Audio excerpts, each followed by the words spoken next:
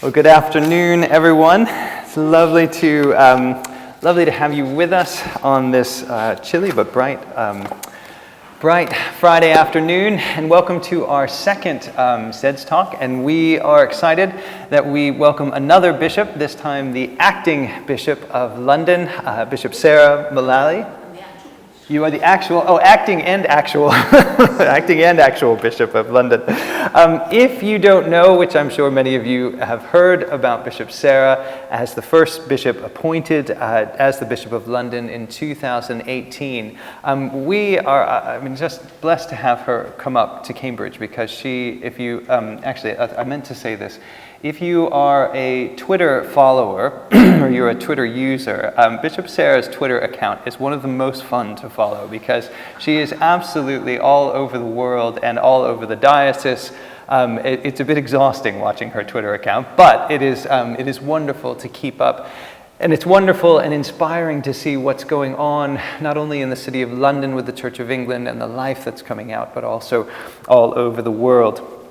But Bishop Sarah, prior to becoming a bishop, had a long-term nursing career in which in 1999 she was appointed the chief nursing officer over all of England. So not yet in her bishop's role, but yet an overseer role of thousands and thousands of nurses in the NHS. But feeling her call to ministry in the church and ordained ministry, she was ordained in 2001. In 2015, became the Bishop of Crediton, the suffragan bishop in Exeter Diocese. But Bishop Sarah also sits, she's also my bishop to a certain extent, because she sits on the board at St. Mellitus College in London and oversees theological education in London. So I am delighted to have her here and to have a person with us in one of our talks. Normally we have theologians of some sort or another, but this is, and as you know, these talks are in hopes to build community around the graduate community in Cambridge. And so as we grow in that community, as we grow in not only our academic lives and our prayer lives, but also I think hopefully what will come out today is that need and desire and commitment to the life of the church, that as academics we are fully engaged in the life of the church. But Bishop Sarah today is the title of her talk is Into the Light, Why We Don't Need to Hide Anymore. And we're excited to have her talk about such a critical topic in Cambridge, that of health and well-being. And so would you please welcome Bishop Sarah? She comes up and joins us.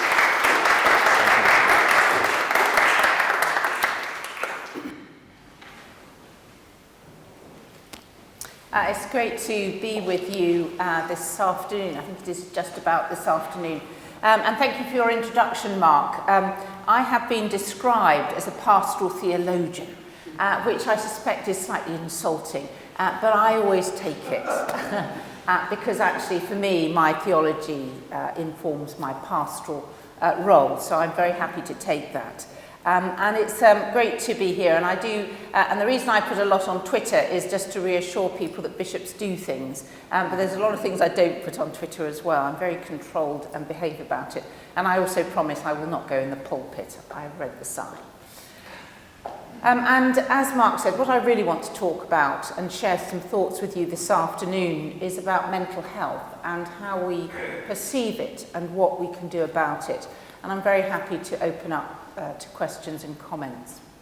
Rosie is 23 and she's a recent blogger, and in one of her blogs she wrote, "When I was struggling with my mental ill health for the first time, I had the same reoccurring thoughts that I know lots of other people I have reoccurring thoughts that I know lots of other people have.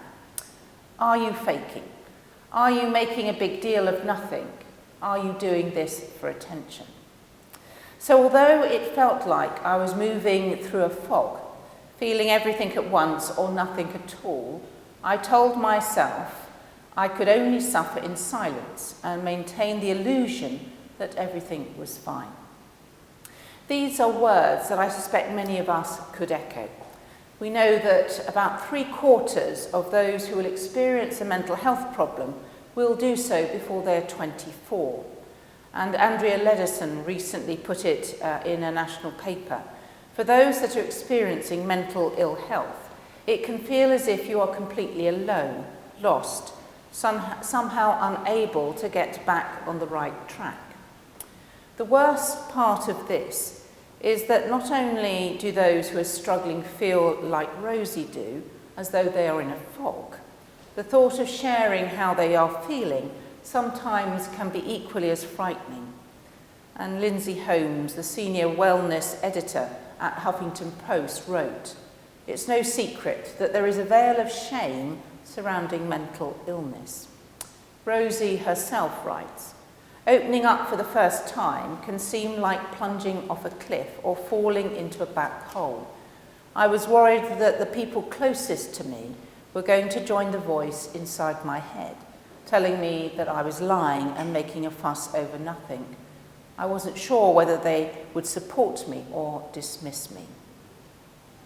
You'll know that dismissal, alienation and rejection, the type that Rosie and others fear, is called stigma.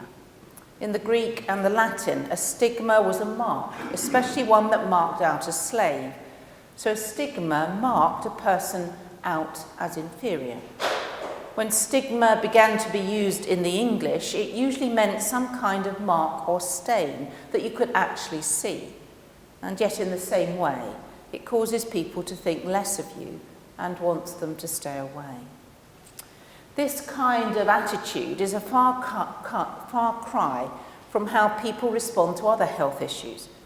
If we see somebody fall over in the street and need help to get up, if someone clutches their chest and seems to be having a heart attack, our first response is not normally to run away but towards. And yet, despite this fact that when we encounter people with mental health issues, and the truth is they are far more likely to have mental health issues, our natural response seems to be exactly the opposite. For decades, mental illness was the unspoken other, the sickness that we were terrified to get, terrified to speak about. Many were terrified to disclose their condition at work for fear of professional punishment.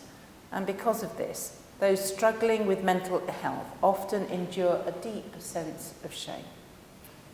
This sense of shame presents particular difficulties in our Western culture, where shame affects each one of us differently. And as a quick glance at any social media will tell us and confirm, that actually the normal constraints of a community rarely apply. And the result is that although we all yearn to be included, public shame can feel very close, almost just a click away. And perhaps most challenging in a culture where individualism rules, the most powerful and painful critics are often inside our own head. We are desperate to stay in the shadows. Now, the church is not immune from mental health struggles. Not just its struggles, we're not immune from its implications. Just like Christians are not immune from the falls on the high street or from heart attacks, so we are not immune from mental illness either. Christians get depressed too. In fact, 1 in 4 inside the church, just as it is outside the church, will suffer from some sort of mental illness. And if churches are reticent to speak about it, they should really be the real places that people ought to be able to find a haven. It ought to be places for people who are struggling to come. But the truth is, our churches can also be hostile. Even more shocking to some, it is not only laity who struggle with mental illness, so do we as clergy. There are particular challenges to ministering in the church, unrealistic expectations, juggling criticism, comparison, family life and finances. It is a recipe for what has been described as a pressure cooker situation. Because of stigma and shame, as I've already described, both clergy and laity can find themselves feeling just like Rosie, tempted to isolate themselves from others who could actually help. The trouble is that by isolating ourselves, we end up isolating ourselves from the way in which God expresses his love. Because God expresses his love tangibly in those that seek to help us. We often fail to remember that Jesus came to proclaim good news to the poor, to create communities that are open, communities that are welcoming, that are healing, communities that tangibly express his love to those around him. Mental health is the nucleus of our well-being and must be taken just as seriously as physical health. There is no shame in being mentally unwell. As the speaker and the author Amy Simpson has written, people who live with mental illness, whether their own or somebody else's, need to break the silence. They need to speak and be heard in church and elsewhere. They need the church to break its own silence as well. So many have allowed stigma and fear to prevent acknowledgement that mental illness exists within the walls of churches. The silence sends a clear message that God is not interested in their suffering. Serious problems have no place in the church, and our faith has no answer for hardships like theirs. I believe that we need to begin to change that narrative. We need to change it in a way that reflects the biblical truth about shame, mental illness, and our vulnerability. Sadly, I also need to mention, too, the way in which the culture of the church has, I believe, sometimes brought shame to others. It is a deep sadness of mine that there is still clericalism running within some parts of the church that suppresses and subdues the voice of others. How sad that the very institution that should be the place that people run to have left people wondering how they might ever run away from it. Inappropriate pastoral power, more interested in social control than sensitive care, must continue to be addressed. And this requires a cultural shift, one that does not hide the problems, but rather one that encourages and helps people to bring their vulnerability, their needs into the light, so that we can expose the false parody that some would want to put forward for Christianity. Of course, shame is not alien to the Bible. In fact, shame finds itself in one of the original stories in its first pages. But God called to the man and said to him, "Where are you?" And he said, "I heard the sound of you in the garden, and I was afraid, because I was naked and I hid myself." You see the tale of shame. Hiding, covering up, self-protection. Shame has almost been there from the beginning, and we discover in the first pages of scriptures that the horizontal rejection we so often feel is a symptom of our vertical rejection of God. It has been woven into the fabric of creation since the very beginning, a rejection that God in love came down to earth to resolve. In the life of Jesus, we see how the Son of God became intimately familiar with shame. From his birth to his crucifixion, the shame of the world was distilled almost into a concentrated form that washed over him. An embarrassing family tree, born into poverty, into a family that offered just a pigeon. A man who chose the poor, the blind, the oppressed, and the forgotten as his friends. He was despised and insulted, a friend of sinners, abandoned by those who knew him best, all culminating in the humiliation and rejection of the cross. In fact, when the plural form of stigma, stigmata, is used, it usually refers to the nail wounds in Christ's hands and feet. Jesus understood the struggle of shame. And not only does Jesus know all about shame, he was prepared to move towards others steeped in shame. The woman goes out to get water at midday. Though the sun shone, it is at its brightest. The Mediterranean heat beat down. Actually, she came almost as if it was midnight, which is exactly the point. It was the best time to hide. The woman was hoping to stay in the shadows. She was filled with shame. But Jesus' response is culturally shocking. He talks to the woman in public, a cultural taboo. He talks to a Samaritan, a religious taboo. And he was prepared to contaminate himself ritually by drinking with her before offering her an even better drink. He made it clear that he knew her past and moved towards her anyway. She didn't need to hide anymore. Here was a man, no less than God incarnate in himself, who was prepared to draw close to her, knowing precisely who she was. And yet there is more. He not only moved towards her, Jesus bestowed on her a status. He held out a priceless gift to a person who didn't even have a category for herself. She could come out of the shadows and into the light. It was a living parable of what his shame began to bear on the cross, the work of the cross that he would achieve. He came to bear our shame and accept us back into the most important community in the universe, the kingdom of God. Now, there was nothing random about Jesus meeting this Samaritan woman. Jesus intentionally violated the boundaries of shame, and in doing so chose to defile himself for her sake. All this means that Jesus knows all about shame. He does not run from it. In fact, he runs towards it. And he does so to provide the most powerful antidote imaginable: acceptance and honour. An honour that covers our sense of shame and includes us in his family.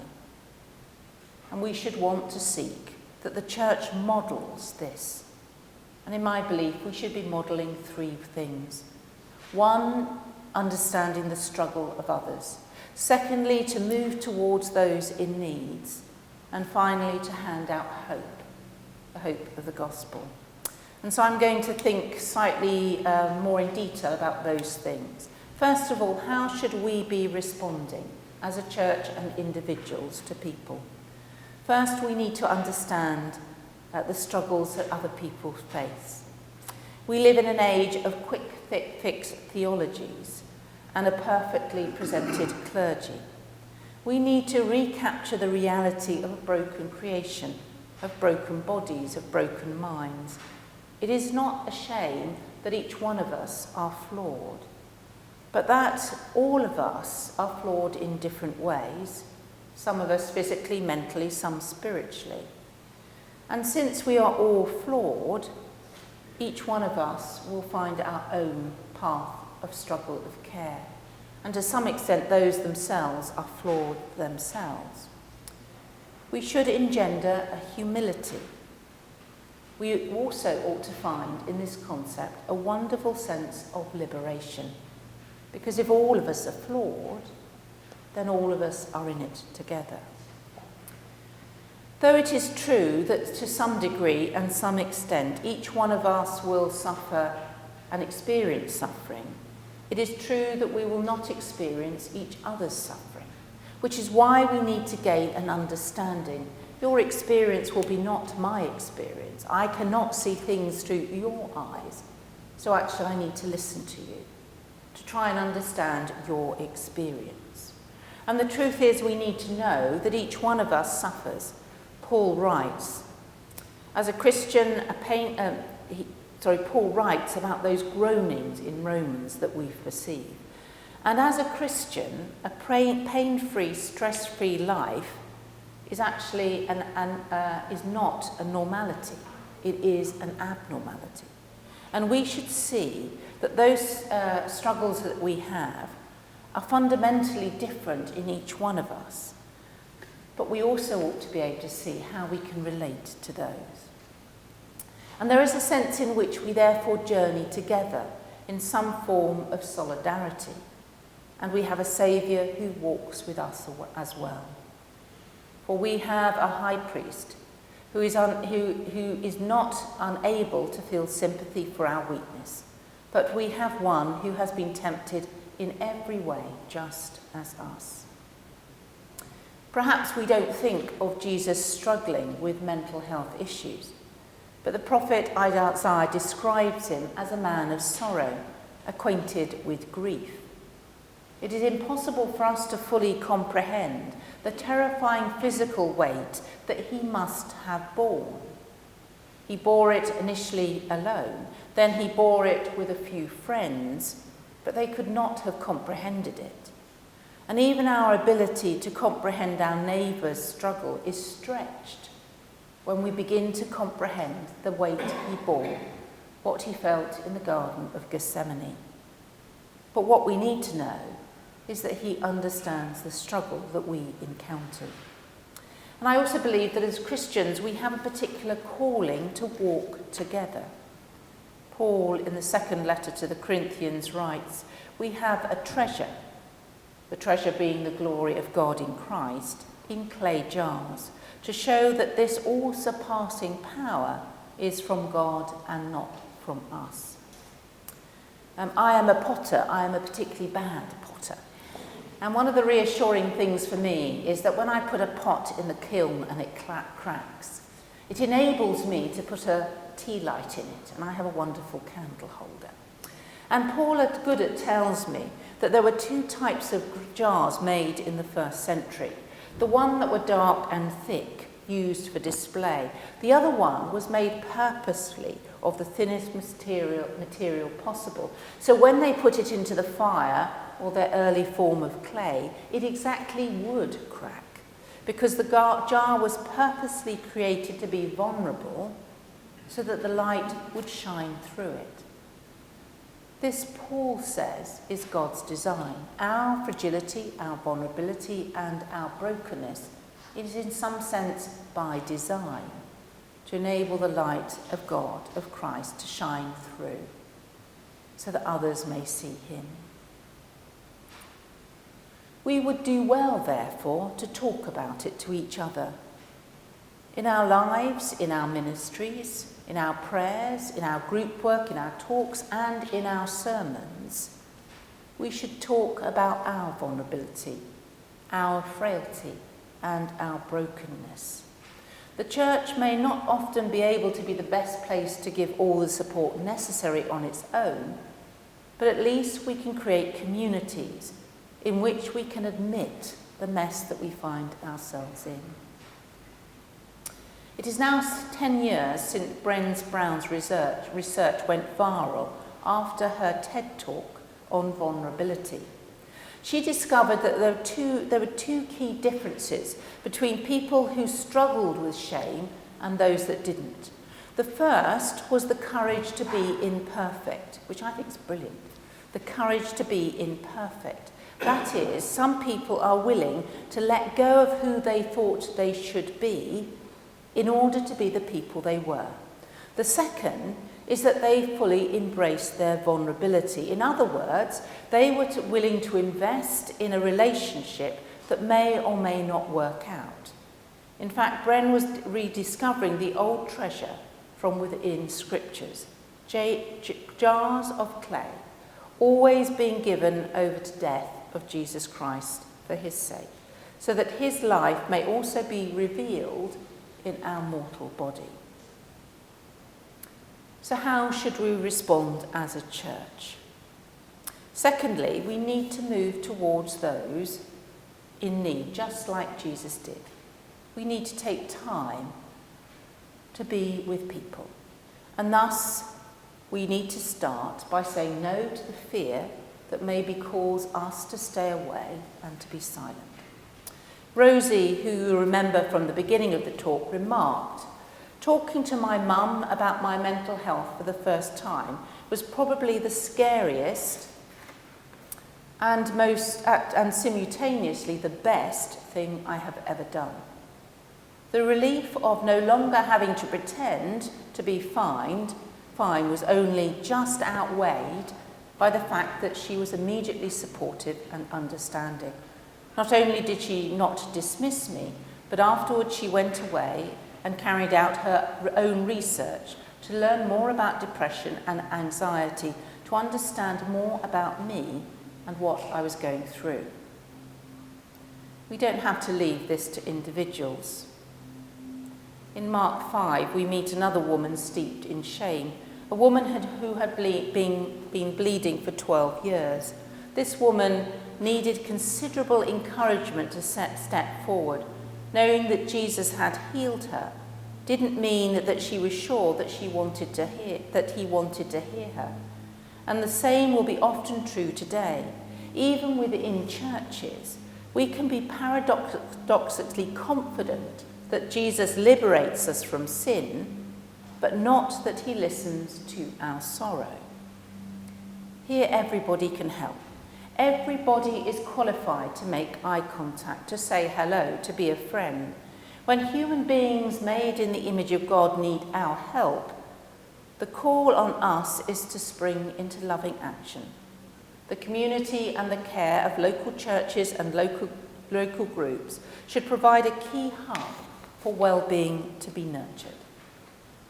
It is of course true that, as Patterson says, it is one thing to draw people in with apparent promises of healing, reconciliation, purification, love and belonging. It is quite another thing to actually deliver on these promises in terms of actually being effective as an end to the sense of badness and alienation. We need to keep growing places that are true places of healing. Patterson suggests that Jesus' treatment of Zacchaeus could be seen as almost a paradigm. Jesus calls him out, an outcast in his own town, by name, so shows great respect. He even asks him for help, and asks him what sort of help that he could provide, affirming that in fact Zacchaeus is a gifted image bearer. As it is so often the case, Jesus then goes on to make himself not host but guest. And this respects the context in which he could respond to the gospel. We can grow better at really honouring those that are in need, those who are struggling with their mental health, welcoming them and not merely paying lip service to them, allowing them to describe the appropriate ways in which we could respond, allowing them to be the host and not merely the gift. There will be times when we need to involve other professionals, other people who have the right support, who are the right source of help. I am a real champion of healthcare professionals. As Mark indicated, I have had a vocation in the health service. And perhaps one of the ways that we can help is to become better able to point people in the right direction, to help people to know where to go for help. There is a new charity called Shout that is doing great work in this area. They are becoming the first point of call for people who are struggling with their mental health. And you can easily do it by sending a text, and they will then give back help to enable other people to access the right advice. They will direct them to where they can find help. And what's incredible is that already thousands of people from various faith backgrounds are all around the country are volunteering to provide support, to provide help to people. And my hope that this type of new resource that is often more accessible to young people will begin to help particularly young people in moments of crisis to find new ways to reach out when they want help, wherever they are. So finally, what other way can the church help? Well, I actually do think it is about holding out the hope of the gospel. God is calling us to new hope. He knows that whatever we may think of ourselves, whatever we may fear because of what the world is saying to us, that we have a God who delights in taking us into his heart. In Book 8 of Augustine's Confession, he faces his final struggle before his conversion. It is a struggle against himself, his old ways of life and his old sense of self, against the call of God to a new way. He heard the Lord saying to him in his heart, why do you stand in your own strength and stand so strong? Cast yourself on him.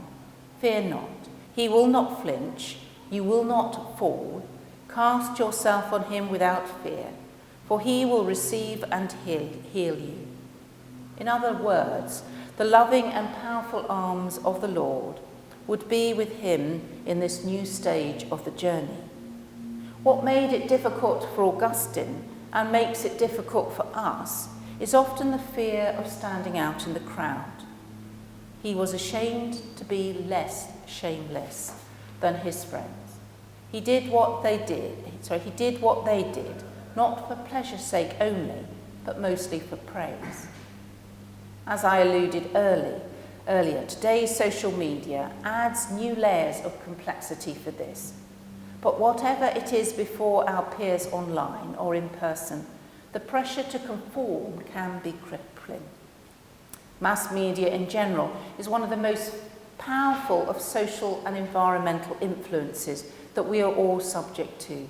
Popular magazines, television, movies, advertising, and the modelling industry all present images of men and women that are perfection personified.